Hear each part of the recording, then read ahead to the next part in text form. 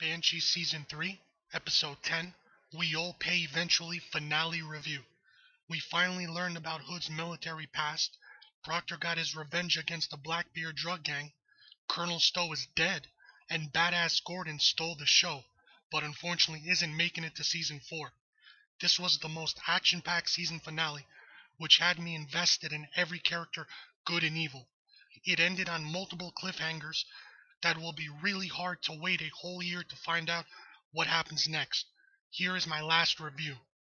It starts off with a flashback of a battered and bruised Hood in a dark room, handcuffed to a chair, like something out of a Jason Bourne movie. A guy in a suit enters named Dalton, who is ex-military and now recruits soldiers like Hood for an elite unit. He says Hood beat up his drill instructor, and it's not the first time his temper got him in trouble. He saved Hood from being court-martialed, spending 2 years in military jail. He asks Hood about his parents. His father beat him and his mother, and Dalton wants Hood to admit that he killed his own father. Hood finally gets some food and water after he admits it. The last flashback is Hood back in the room all cleaned up and allowed to leave. Dalton brainwashed and recruited Hood. Afterwards you see Job held captive by Leo, who is a huge fan, and suspects in 1994 Job deleted Hood's real military identity from the NSA database, and Leo wants to turn Job into the CIA. Job is his golden ticket and wants to cash him in.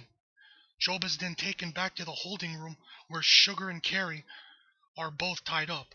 Job blames Carrie for getting them caught. Hood arrives at Camp Genoa to tell Colonel Stowe he stole his cash, which infuriates him.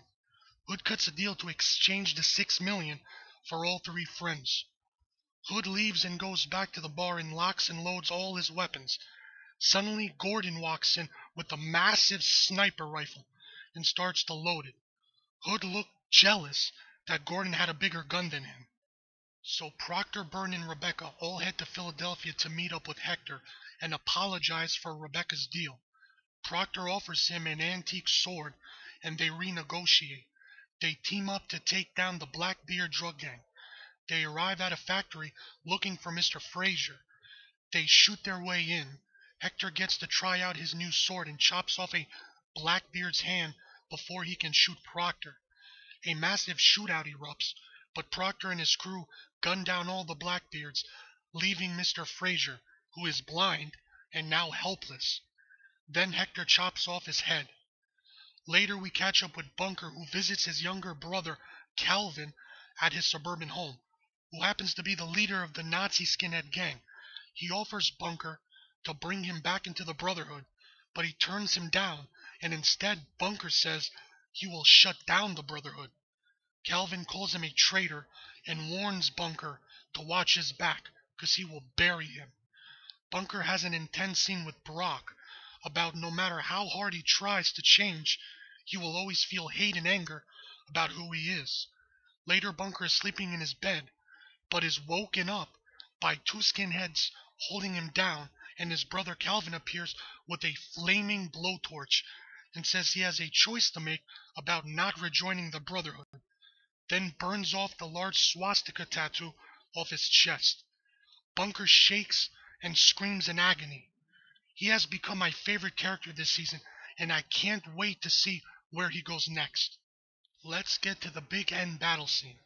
Hood pulls up to the front gate at Camp Genoa in his blue truck. Before the guard can say a word, Hood shoots him in the head and Gordon pops out from the back of the truck with a big machine gun with a grenade launcher and blows up the watchtower. He opens the gate for Hood and uses the truck for cover as he takes out more soldiers. Hood screeches his truck to a stop, jumps out as soldiers close in. He detonates the truck full of explosives. Stowe can feel the blast from his office. A massive shootout breaks out. Gordon is on the roof with his big rifle and snipers a soldier who is about to kill Hood and saves his life. Suddenly a second sniper appears on the opposite building and both Gordon and Hood are in big trouble. Job, Sugar, and Carrie break out of the holding room, grab some guns, and join in the shootout. Captain Murphy and Job have a rematch fight, and Job ends up slicing his throat with a knife. Carrie bumps into Stowe in the hallway and starts brawling. She ends up choking him out and goes for his knife to finish him off, but Stowe wakes up and puts Carrie down with a punch to the gut. Gordon finally takes out the sniper, but gets shot himself. That's when I knew he was a goner. Hood shoots the last soldier, but Stowe appears, holding Carrie hostage with a gun to her head. Hood has a flashback of Chayton snapping Shaban's neck, and again, Hood hesitates, but luckily Gordon shows up and shoots Stowe's ring finger off. Then Carrie grabs his knife and guts him alive. Stowe is dead. Gordon collapses and unfortunately dies in Carrie's arms.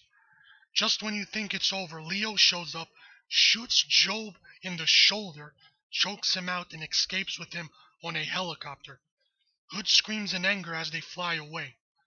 Then Hood returns to the sheriff's office and tells Brock he is quitting for real this time.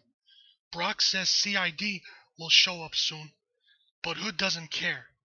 It ends with Proctor waiting for Hood outside, and Hood looks surprised to see him alive.